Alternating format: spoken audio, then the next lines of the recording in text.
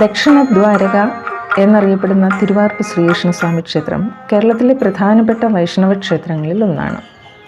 ഭാരതത്തിൽ തന്നെ ഏറ്റവും ആദ്യം നട തുറക്കുന്ന ക്ഷേത്രം എന്ന ഖ്യാതി ഉൾപ്പെടെ നിരവധി ആചാരാനുഷ്ഠാന സവിശേഷതകളും വിശ്വാസ വൈവിധ്യവും നിറഞ്ഞു നിൽക്കുന്ന ഈ ക്ഷേത്രത്തിൽ ഇപ്പോൾ ഉത്സവത്തിൻ്റെ സമയമാണ്. ഏപ്രിൽ മാസത്തിൽ, അതായത് മേടമാസത്തിൽ വിഷുവിന് തലേ ദിവസമാണ് കൊടിയേറുക. കൊടിയേറി കണി കാണുക എന്നതാണ് ഇവിടുത്തെ ആചാരം. കൊടിയേറ്റ ദിവസത്തെ ആനയോട്ടം ഉൾപ്പെടെ നിരവധി കൗതുകം നിറഞ്ഞ ആചാരാനുഷ്ഠാനങ്ങളോടെ 10 ദിവസം നീണ്ടു നിൽക്കുന്ന ഉത്സവ ആഘോഷങ്ങൾ പ്രദേശവാസികൾ ആനന്ദസാഗരത്തിൽ ആറാടുന്ന ദിനങ്ങളാണ്.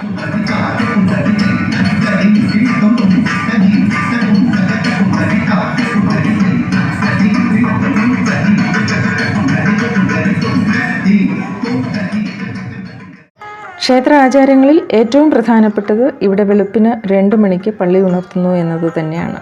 2 മണിക്ക് പള്ളി ഉണർത്തി 2:30-ക്ക് നട തുറന്ന് 3:30-ക്കകം ഭഗവാനുള്ള ഉഷനിവേദ്യവും നേദിക്കുന്നു. മറ്റൊരു പ്രധാനപ്പെട്ട വസ്തുത സമയം കണക്കാക്കുന്നതിന് ഇവിടെ ക്ലോക്കിനെ ആശ്രയിക്കുന്നില്ല എന്നതാണ്.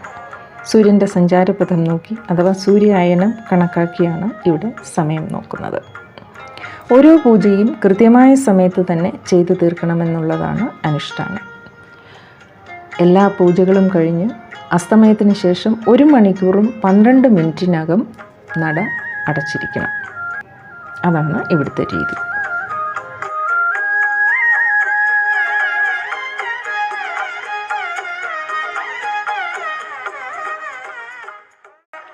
രാത്രി 2 മണിക്ക് കംസവധം കഴിഞ്ഞ് വിശന്നു തളർന്ന് അമ്മയുടെ സമീപത്തേക്കെത്തിയ ശ്രീകൃഷ്ണന് യശോദാമ്മ ഉണ്ടാക്കി കൊടുത്ത പായസത്തിൻ്റെ ഓർമ്മയിലാണ് ആ സമയത്ത് ഇന്നും ഉഷനിവേദ്യം ചെയ്യുന്നത്.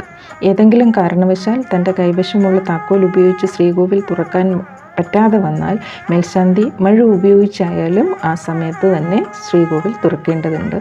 കണ്ണൻ ഒരു സമയത്തും വിശന്നിരിക്കാൻ പാടില്ല എന്നുള്ളതാണ് ഇതിൻ്റെ പിന്നിലെ സങ്കല്പം. ഗ്രഹണ സമയത്ത് പോലും നട അടച്ചിടുകയോ പൂജകൾക്ക് വിഘ്നം വരുത്തുകയോ ചെയ്യാത്ത ഒരേ ഒരു ക്ഷേത്രമാണ് തിരുവാർപ്പിലേത്. ഇവിടെ ദീപാരാധന അത്താഴപൂജയ്ക്ക് ശേഷമാണ് എന്നതും മറ്റൊരു സവിശേഷതയാണ്.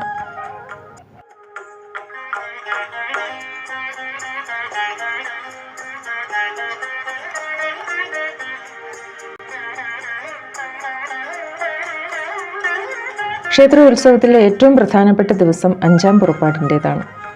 കംസവധം കഴിഞ്ഞെത്തിയ ഭഗവാൻ തൻ്റെ അപ്രമാദിത്യം തെളിയിക്കുന്നതിനായി എല്ലാ ദിക്കിലെ രാജാക്കന്മാരുമായി യുദ്ധത്തിന് പുറപ്പെടുന്നതാണ് ഇതിൻ്റെ പിന്നിലെ സങ്കല്പം.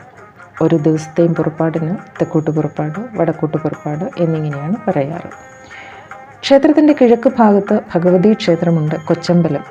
വടക്ക് ഭാഗത്ത് ശിവൻ കോവിൽ, പടിഞ്ഞാറ് ഗണപതി, സുബ്രഹ്മണ്യ ശാസ്താവ്, തെക്ക് ഭാഗത്ത് യക്ഷ ഗന്ധർവന്മാർക്ക് പ്രത്യേക ക്ഷേത്രമുണ്ട്.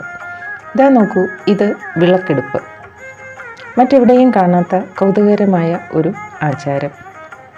10 വയസ്സിൽ താഴെയുള്ള നായർ പെൺകുട്ടികളാണ് വിളക്കേന്തുന്നത്.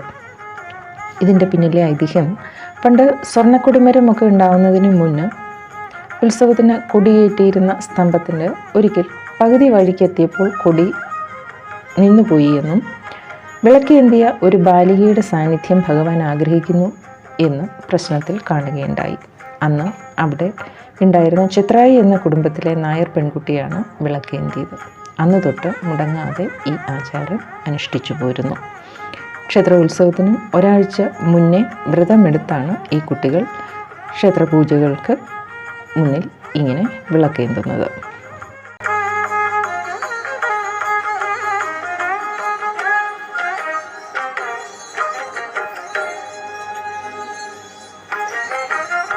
ക്ഷേത്രോൽപ്പത്തിയെക്കുറിച്ച് പല ഐതിഹ്യങ്ങളുണ്ട്. അവയിൽ ഏറ്റവും പ്രധാനം പഞ്ചപാണ്ഡവർ തങ്ങളുടെ വനവാസകാലത്ത് പൂജിച്ചിരുന്ന വിഗ്രഹമാണ് ഇവിടുത്തേത് എന്നുള്ളതാണ്. വനവാസകാലത്തിൻ്റെ അവസാനം ഈ വിഗ്രഹവും അക്ഷയപാത്രവും കൂടി അവർ നദിയിൽ നിമജ്ജനം ചെയ്തു എന്നും അത് ആ ഭാഗത്തുള്ള മീൻപിടുത്തക്കാർക്ക് ഒരിക്കൽ ഈ വിഗ്രഹം ലഭിച്ചു. അവർ ആ വിഗ്രഹം അവിടെ വെച്ചൂർ ഭാഗത്ത് പ്രതിഷ്ഠിക്കുകയാണ് ഉണ്ടായതെന്നും അങ്ങനെ പ്രതിഷ്ഠിച്ച വിഗ്രഹം പിന്നീടുണ്ടായ വെള്ളപ്പൊക്കത്തിൽ ഒഴുകിപ്പോവുകയും കൃത്യമായി ഈ അക്ഷയപാത്രത്തിനുള്ളിൽ ചെന്ന് വീണു എന്നുമാണ് ഐതിഹ്യം.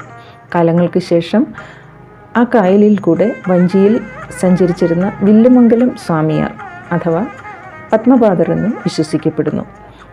യാത്രാമധ്യേ വഞ്ചി മുന്നോട്ട് പോകാതെ ഒരു ഭാഗത്ത് ഉറച്ചുവെന്നും അത് പരിശോധിച്ചപ്പോൾ ഈ വിഗ്രഹവും ഉരുളിയും അവിടെ നിന്നും ലഭ്യമായി. അങ്ങനെ ഈ കായലിൻ്റെ മുൻഭാഗത്ത് തന്നെ വലിയ മഠത്തിൽ തന്നെ വിഗ്രഹം പ്രതിഷ്ഠിക്കുകയാണ് ഉണ്ടായതെന്നാണ് വിശ്വസിക്കപ്പെടുന്നത്. ആദ്യകാലത്ത് കണ്ണിമാങ്ങയും കരിക്കുമാണ് ഭഗവാന് നിവേദ്യമായി അർപ്പിച്ചിരുന്നത്. ഇന്നും ഉത്സവത്തിൻ്റെ 10-ാം ദിനം, അതായത് ആറാട്ടിൻ്റെ അന്ന്, ഇവിടെ വലിയ മഠത്തിൽ ഭഗവാന് ഇറക്കിയെഴുന്നള്ളിപ്പുണ്ടാവുകയും അപ്പോൾ കരിക്കും കണ്ണിമാങ്ങയും നിവേദിക്കുകയും ചെയ്യുന്നുണ്ട്.